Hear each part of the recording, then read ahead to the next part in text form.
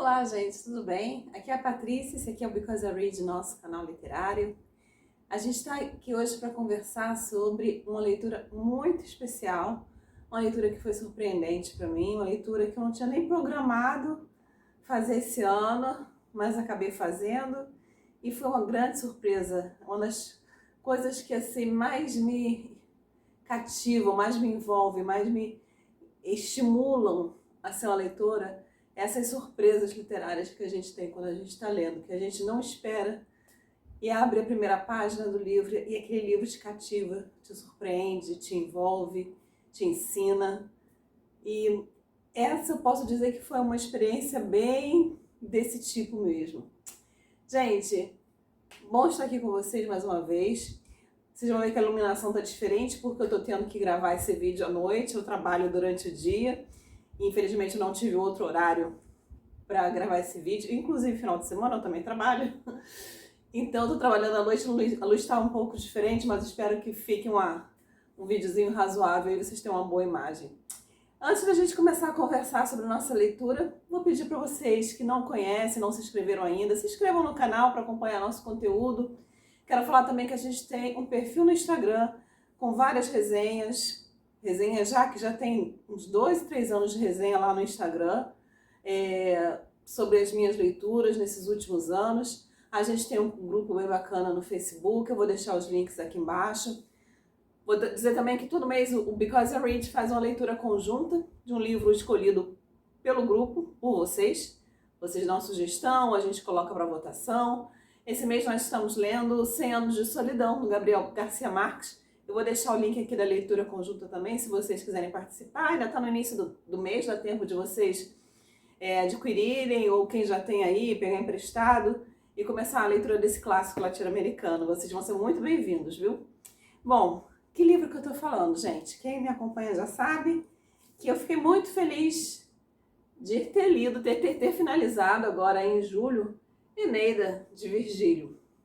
E por que eu falei que foi uma leitura que eu nunca pensei em fazer? Eu não sou uma leitora de poemas, pelo menos até agora, nada contra, muito pelo contrário, eu acho uma coisa muito linda, mas eu não sou uma leitora ainda que eu me sinto capacitada a entrar por essa área da poesia. Talvez aos poucos, ano que vem, eu comece a incluir alguma coisa, mas por enquanto, até hoje, eu tenho mais me mantido mesmo na área da ficção. E Eneida é um poema épico, né? Não é só um poema, mas é um poema épico, né? Escrito antes de Cristo. E é que a gente cria aquele preconceito na cabeça, nossa, vai ser uma leitura muito difícil, eu não sou capaz de ler, entender alguma coisa. Só que eu me propus a ler um outro poema e por isso, para poder entender melhor esse outro poema, eu me propus a fazer leituras anteriores a ele para poder ter uma melhor compreensão. Que poema é esse? A Divina Comédia, de Dante. Então, antes de ler a Divina Comédia, eu me propus a fazer algumas leituras. Uma delas foi Eneida, porque Virgílio é o personagem, um dos personagens principais da Divina Comédia, né? É ele que é o guia do nosso protagonista lá na Divina Comédia, no inferno, né? Nos diferentes lugares do inferno. E Eneida tem muito a ver, né? Especialmente aqui, esse livro é dividido em livros ou cantos, e um desses livros vai falar exatamente sobre a ida de Enéas ao inferno. E Dante se baseou nesse capítulo aqui e em outras coisas que são descritas nesse livro para escrever a Divina Comédia, né? Então, é complicado? Não é complicado. É possível ler a Divina Comédia sem ler Eneida? É. Mas eu queria ter uma melhor compreensão e por isso eu resolvi ler Eneida. Eu estou lendo também a biografia de Dante. E tem mais uns 2 livrinhos que eu comprei também que vão me ajudar nessa aventura aí pela Divina Comédia, que eu não tenho data marcada para ler, mas vai ser após eu concluir essas leituras que eu me propus a fazer. E, gente, esse livro foi uma grande surpresa, porque eu achei que eu não ia gostar e eu adorei. Eu adorei, eu fiquei envolvida, eu fiquei comovida.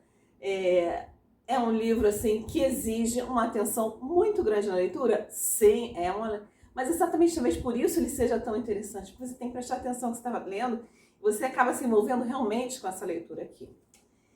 Então, o que a gente vai falar? A gente vai falar primeiro do nosso autor aqui, Virgílio. Quem foi Virgílio? Virgílio foi um poeta clássico romano que viveu entre 19 a.C., entre 70 a.C. a 19 a.C. Ele fazia parte da corte romana, né? E nessa época, quem era o imperador aqui que ele escreveu esse livro era Otávio Augusto. Otávio Augusto assumiu Roma, né, a liderança de Roma, após um período que Roma teve muitos problemas, muitos conflitos internos, meio que se autodestruiu ali. E Otávio Augusto estava fazendo a reestruturação de Roma em todos os sentidos, social, econômico, estava sofrendo transformações culturais. E ele conseguiu acabar com essas guerras internas que estavam havendo dentro do Império Romano. E o grande negócio do Império Romano sempre foi a guerra externa, a guerra por conquista, a guerra por outros territórios. Essa sempre foi a atividade econômica de Roma, a maior atividade econômica de Roma foram as guerras externas. Otávio Augusto queria alguma coisa, para estimular o motivacional da população, da nação romana, para impelir eles de novo a isso, né? Criar unidade do povo romano, não só para acabar as guerras internas, mas como para estimular essa nova fase, que é a fase que foi conhecida na história como Pax Romana, né? E voltar a mirar naquilo que era mais importante para ele, que eram as guerras externas. Como é que vai fazer guerra externa se o povo está desunido internamente, né? E aí ele encomendou aqui ao nosso poeta Virgílio uma história, né, uma epopeia, que trouxesse esse sentimento de exaltação, esse sentimento de pátria, esse sentimento de união, esse sentimento de importância de Roma, né? E foi exatamente isso que Virgílio fez durante 10 anos, alguns dizem 12 anos, entre 10 e 12 anos, Virgílio levou para escrever esse poema aqui.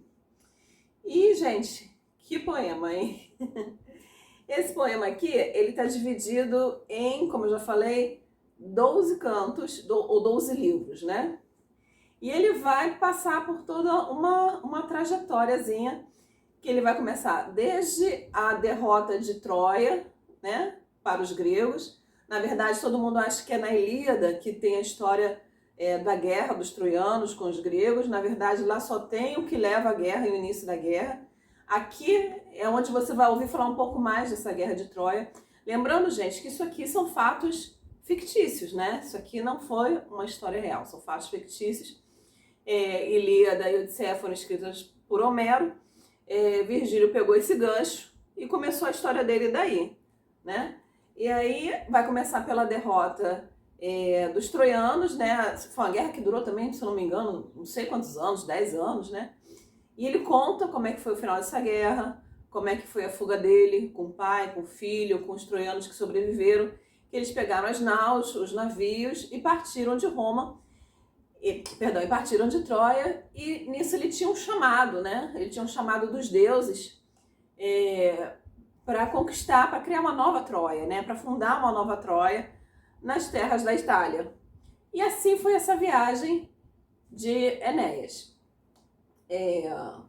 O que a gente vai ter aqui? Vamos ter, nesses 12 livros, desses 12 cantos, a gente vai ter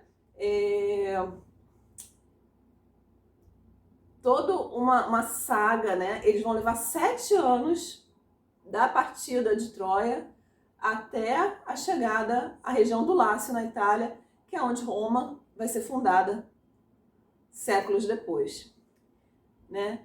Antes da gente começar a falar sobre essa parte do enredo, eu queria falar para vocês uma curiosidade, né? Esse poema aqui, ele foi escrito que chama-se, no tipo de estrutura dele, se chama hexâmetro datílico.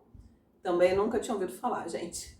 Mas o que quer dizer isso? Quer dizer que ele é escrito de uma forma que a estrutura dele, a estrutura do poema, das palavras, das frases, elas têm sonoridade, né? Elas são agradáveis de se ouvir quando o poema é lido em voz alta. Por que isso? Porque naquele tempo aqui, os poetas, eles se apresentavam para o imperador primeiro. Então, no caso aqui do poeta, ele vai ler esse poema todo primeiro para o imperador. Lógico, uma apresentação para a corte, tudo. Depois que esses poemas eram escritos, porque naquela época também não era assim, né? Não tinha prensa, né? Não tinha, né, livros que nem tem hoje. Eram feitas cópias desse poema, poucas cópias, e aí sim distribuídas para o povo e lidas, né, também em reuniões, assim, alguém lia alto para um grupo, né? Porque não tinha esse acesso todo à palavra escrita, né? Então era a palavra era o poema oral, né? Era ler o poema. Então ele tinha que ter uma certa sonoridade. Também não é surpresa ele ter levado tanto tempo para escrever isso. E realmente é impressionante, gente, escrever uma saga dessa, com tantos acontecimentos, com tanta coisa. São quase 600 páginas aqui de poema. E ter essa preocupação com a sonoridade do poema, das palavras, né? E eu vou contar para vocês um segredo. O meu segredo, e isso aí eu já tinha ouvido de outras pessoas, mas eu descobri na verdade isso sozinha. Para ler alguma coisa que eu acho que tem um pouco mais de complexidade no texto, eu leio o texto em voz alta. E eu li esse texto todo em voz alta. Todo, para não dizer todo, 80% dele eu li em voz alta. E é muito legal você, lógico que eu não fui, né, recitando, mas fiz a minha leitura normal, né, parágrafos normais, em voz alta, às vezes parava, voltava um pouquinho, e foi o que me prendeu bem ao texto, o que me fez prestar bastante atenção ao texto, foi isso.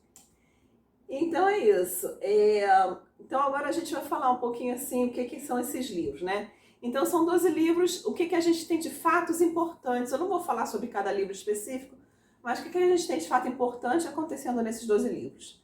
Primeiro parte ele vai falar, e é uma parte bastante triste, né? Como é que foi o final da Guerra de Troia, né? A morte da esposa dele, porque a esposa dele morre. Ele só consegue fugir de lá com o pai, assim, de família direta, né? Com o pai e com o filho dele, com Ascânio. E, né, alguns amigos, e aí alguns homens dos exércitos, algumas famílias, né?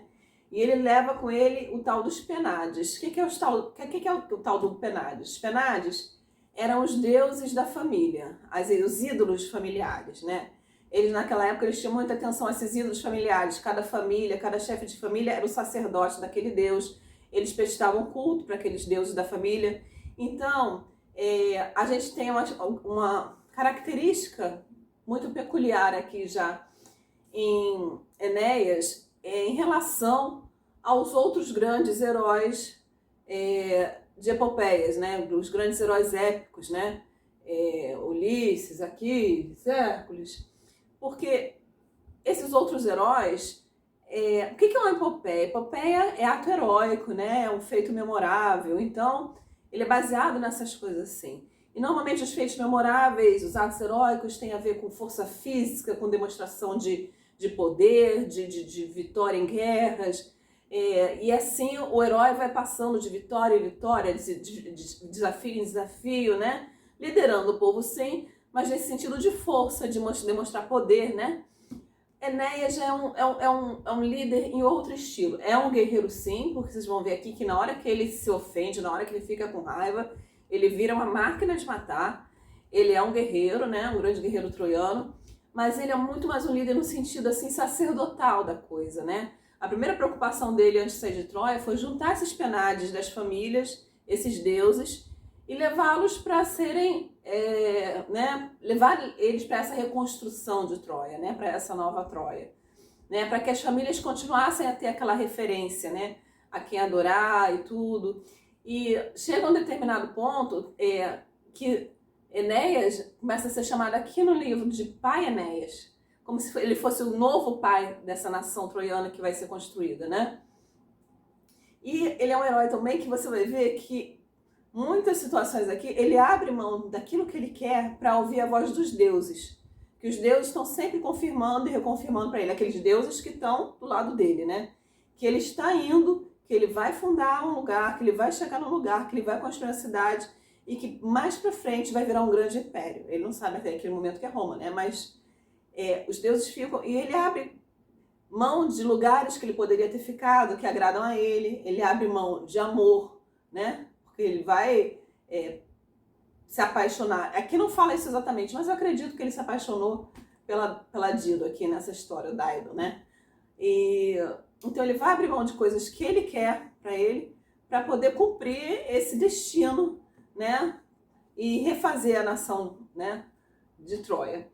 Então, gente, ele é um herói que vai mais nesse sentido. Ele tem a força física, mas o foco aqui está no sacrifício pessoal, na condução espiritual, né, do povo de Troia, e liderar eles para recomeçarem uma nação. Essa é a diferença para as outras epopeias. Desse herói, né, para os heróis das outras epopeias. Então, vamos voltar aqui. A gente tem 12 livros. O que a gente fala? Já falei, vou falar de novo. A derrota de Troia, e aí eles fogem de Troia, né, nos navios, nas naus, e eles vão ficar viajando durante 7 anos até chegar na região do Lácio, na Itália. Mas, pô, Patrícia, não é tão longe assim, né? Não leva, nem naquela época não levava 7 anos. Mas porque, gente, no meio disso aqui, por isso aqui é uma epopeia, né? Muitas coisas vão acontecer, né? O que acontece aqui? Enéas é filho de Anquises, que é um mortal, né? Com nada mais, nada menos que Vênus, né? Vênus, Afrodite, né? Mitologia grega, mitologia romana, mas aqui ela é chamada de Vênus. E ele é filho da deusa Vênus com um mortal. Só que a Vênus está sempre cuidando dele, ajudando ele nessa fuga, né? E o pai de Vênus é Júpiter. Só que Júpiter é casado com a Juno. E essa Juno, gente, ela não é mole, ela é rancorosa, ela é ciumenta, ela é terrível, né?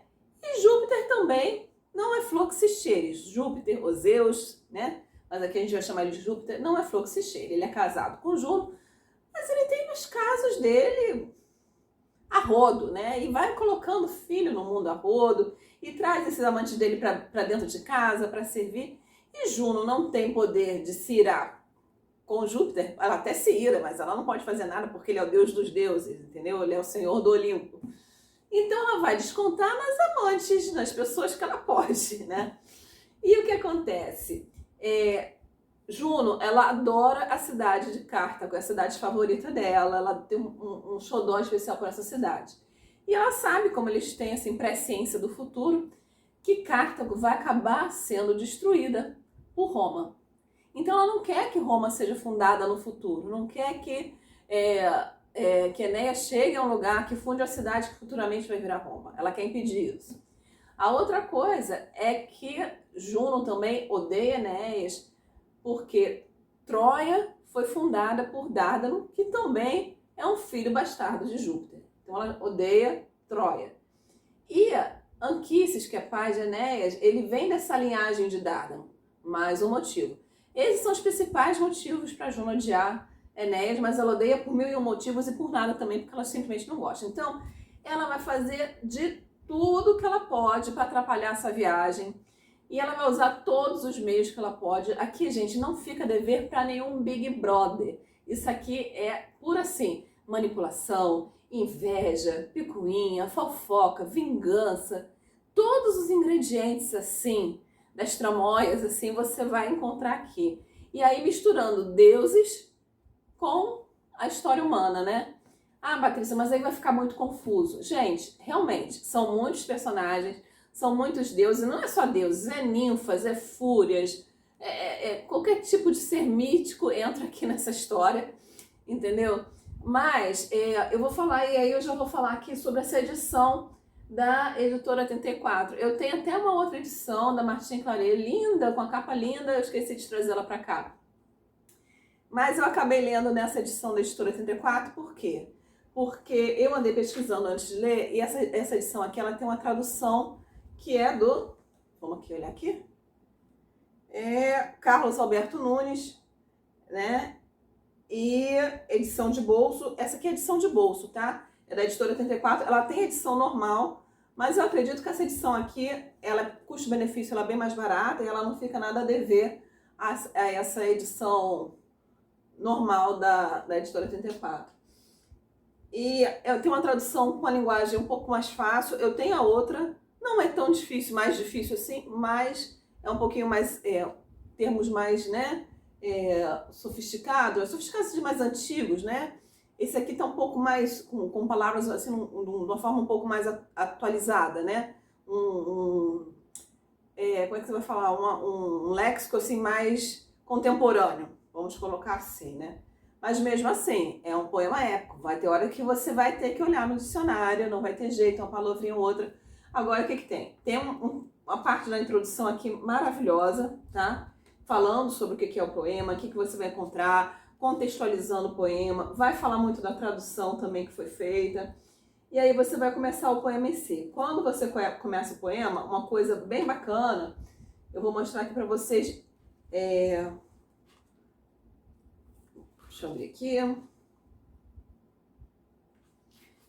Argumento do livro 1, vamos supor. E aqui ele vai falar tudo o que acontece no livro 1. Ele já vai resumir o livro 1 para você. Então, quando você começa a ler o poema em si,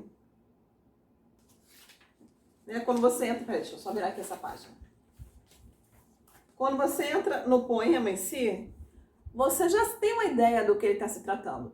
Tem pessoas que eu sei, que eu já vi booktubers falando, que eles primeiro leem o livro, depois vão ver, e eles veem o que eles vão entender ali daquele poema, daquele livro, depois eles voltam para ler a argumentação. Eu li nessa ordem que está aqui. Eu li primeiro a argumentação, o argumento do livro, e depois eu li o poema. Achei maravilhoso, porque eu entendi tudo o que estava acontecendo, né? E aqui, gente, essa parte aqui é o poema. Não sei se vai dar para ver. E aqui embaixo são explicações de termos, de palavras que aparecem aqui, de situações, entendeu? Por exemplo, tem hora aqui que ele vai falar no Minotauro.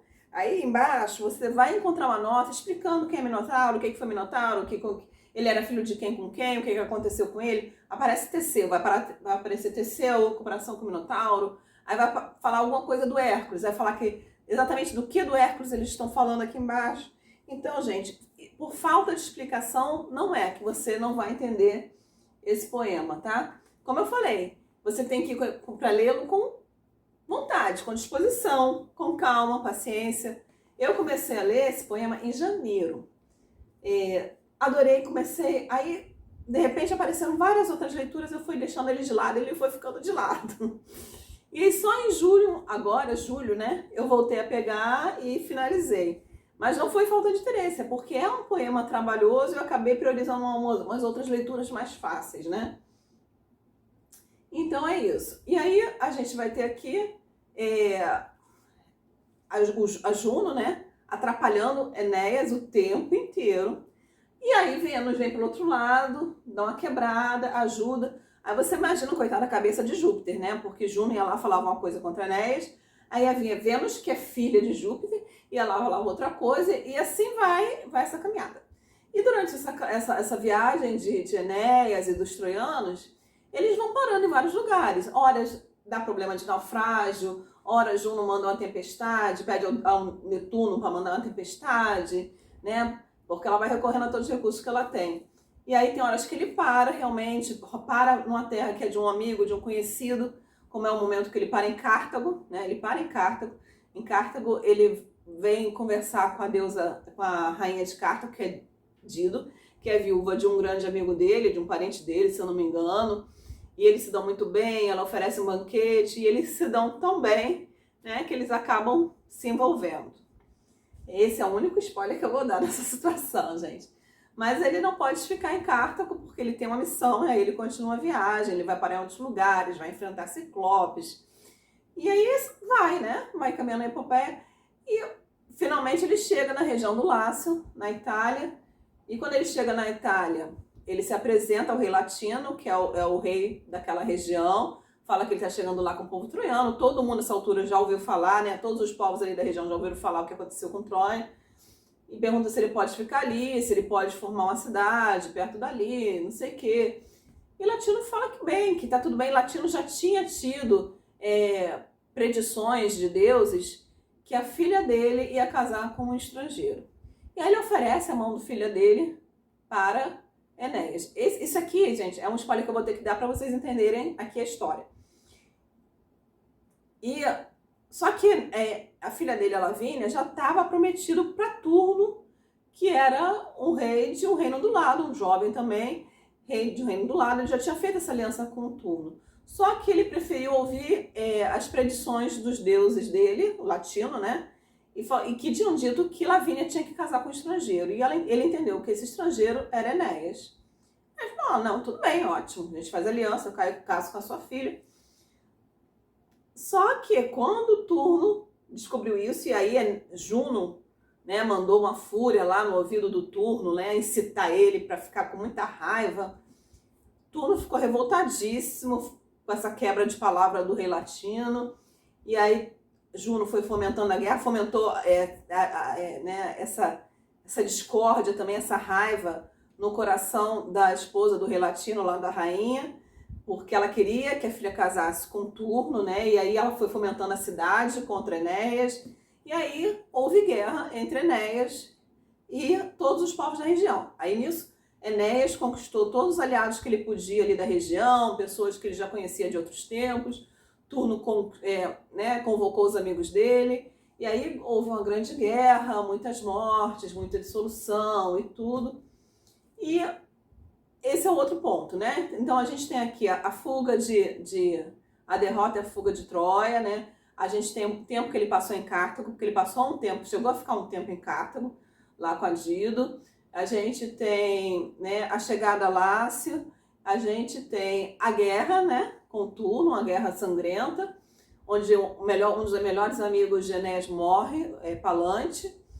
E a gente tem finalmente aqui o duelo, né, entre Turno, o embate entre Turno e Enéas pela mão da Lavínia, né? E assim acaba o poema. Dizem, né, uma coisa que eu esqueci de falar para vocês no início, que esse poema ainda estava inacabado, ainda faltava uma edição por parte do Virgílio, só que ele morreu antes de acabar esse poema. Eu, particularmente, acho que aqui o final finalizou, concluiu a missão deles, concluiu. Mas eu acho que ficou faltando dar aquela arredondada no final, sabe? Aquele negócio assim de fechar a cortina, ficou faltando fechar a cortina. Então, eu acho que o Virgílio ainda ia fazer isso, né? E aí, Virgílio era aquela pessoa assim exigente, que não gostava de nada ser feito a meia boca. E aí, quando ele estava morrendo, ele pediu, esqueci o nome, o amigo dele, para queimar todo o poema, que não estava pronto, para queimar. Só que o amigo dele morreu, o amigo dele não fez isso. Pegou o poema, levou lá para o Otávio Augusto leu. Não, tá ótimo, excelente, é isso aí, e pronto. Então, apesar da vontade do autor, o poema não foi queimado e ele está aqui hoje com a gente. Né? O que a gente tem aqui de personagens principais, então, nessa história, né? A gente tem os deuses, a gente tem os humanos. Como deuses, assim, aparecem muitos deuses aqui, gente, mas os principais, né? A Juno, o Júpiter, a Vênus, e tem aí os deuses que a Juno e a Vênus usam muito, assim, no meio dessa guerra aqui, que é Eolo, né? Eolo. Deixa eu ver aqui, gente, peraí. Acho que é Eolo. Eolo, que é o deus dos ventos. Eles usam Mercúrio, que é o deus das estradas, o deus do comércio. E eles usam muito Netuno, que é o deus dos mares, afinal eles estavam navegando. Né? Então, esses são os deuses que você vai mais ver aqui. E de personagens principais, o que a gente tem aqui? A gente tem o próprio Enéas, a gente tem o pai dele, o Anquises, a gente tem Ascânio, que é o filho do Enéas, a gente tem a Dido, que é a rainha, né? Que ele vai se envolver, e Turno, né? Que foi o grande inimigo dele. E, gente, vamos aqui então a relação desse livro com a Divina Comédia, né? Que afinal foi a razão de eu ter lido esse livro. Aqui no livro 6, exatamente na metade do livro, o pai de Enéas, que já faleceu, né? Só que aqui eles conversam com os mortos, tá? De vez em quando o pai dele vem, conversa um pouquinho com ele. Só que o pai dele queria bater um papo mais reto com ele. E ele falou que ele ia ter que ir até o inferno. Entenda-se aqui, né? Eu entendi aqui que inferno, tanto aqui quanto no inferno de Dante, não é inferno. É para onde, assim, é um inferno, mas assim, é para onde as pessoas que morreram vão. Independente se é bom ou mal. E aí dentro desse inferno existem vários lugares para as pessoas que se mataram, para as pessoas que morreram de amor, para as pessoas que morreram na guerra, para as pessoas que ficaram deformadas, fisicamente. Então tem vários lugares dentro desse inferno que nem eu entendi vai ter na Divina Comédia. E aí ele vai, faz os sacrifícios a Apolo que são necessários para ir. Ele chega nesse lugar onde é a entrada do inferno, né? E o pai dele fala assim, olha, eu quero bater um papo com você. E aí ele vai, faz os sacrifícios para Apolo que ele precisa fazer, procura a sacerdotisa, a tal da Sibila, que essa Sibila vai ser a guia dele, assim como Virgílio vai ser o guia lá de Dante, lá na Divina Comédia, a Sibila vai ser a sacerdotisa que vai ser a guia dele no inferno. E aí ele vai, né? E aí esse livro 6 aqui é todo falando disso, porque ele não vai já direto pro pai, né? Ele vai, tem a balsa, aí ele vê as pessoas que morreram por causa disso, vê as pessoas que morreram por causa daquilo, e, né, encontra amigos, encontra inimigos, né? E aí ele encontra o pai dele, finalmente, ele conversa com o pai dele, e o que o pai dele quer? O pai dele quer dar uma estimulada, porque ele está aí mais ou menos um pouco depois do meio da viagem dele, e o pai dele quer estimular ele a realizar ainda, a realizar esse feito, né, de fundar a cidade. E aí o pai dele mostra para ele dentro do inferno, porque aqui se acredita em reencarnação. As pessoas que morreram vão reencarnar em outras pessoas. E o pai dele mostra para ele, olha, aquele ali vai ser Rômulo, que vai fundar Roma, seu descendente, daqui a mais de 300 anos. Aquele ali é o que vai vencer as guerras. Aquele ali, o pai dele quer mostrar todas as vitórias que Roma vai ter, como Roma vai ser grande, como Roma vai crescer diante do mundo, né? Quer estimular ele, né? E aí esse papo, e aí ele sai daqui, né? Sai desse inferno renovado, né? E até que se comenta, né? Que é a primeira vez que Enéas é chamado de romano aqui por Virgílio, né? Então é isso, né, gente? É isso aqui mais ou menos que a gente tem. Deixa eu dar uma olhada aqui na minha colinha. Deixa eu ver o que eu não falei ainda para vocês. Morada, não. Vamos lá. Então, o que eu achei dessa narrativa aqui, gente? É um poema, como eu já falei, um poema épico. Mas é uma narrativa extremamente envolvente. É uma narrativa riquíssima. Eu aprendi demais com essa história. Eu me envolvi demais. Terminei esse livro cheia de vontade. Se eu já não tivesse esse comprometimento que eu fiz comigo já desde o ano passado em ler a Divina Comédia, eu ia parar agora, ia comprar a Ilíada, ia comprar Odisseia, ia ler os dois, porque isso aqui você fica muito estimulado a ler a Ilíada e a Odisseia, sabe? E eu adorei. Essa foi minha primeira experiência com poema épico. Eu adorei, achei demais, né? Não é assim uma leitura para se fazer todo dia, mas eu quero ler todos esses principais poemas épicos agora, eu vou querer ler. Eu gostei muito. Eu tinha, assim, mitologia era uma coisa muito confusa na minha cabeça. Eu tenho vários livros de mitologia aqui que eu não tive oportunidade de ler, mas sempre achei mitologia muito confusa. Aqui as coisas se organizaram um pouco na minha cabeça, sabe? Eu comecei a entender melhor como é que essa história mitológica funciona. Só a pontinha do iceberg, mas já deu uma clareada na minha ideia, né? Deixa eu ver mais o que a gente pode falar aqui.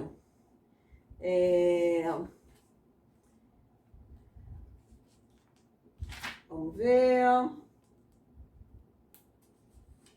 Eu acho que é isso, gente. Acho que eu tinha para falar aqui dessa leitura para vocês.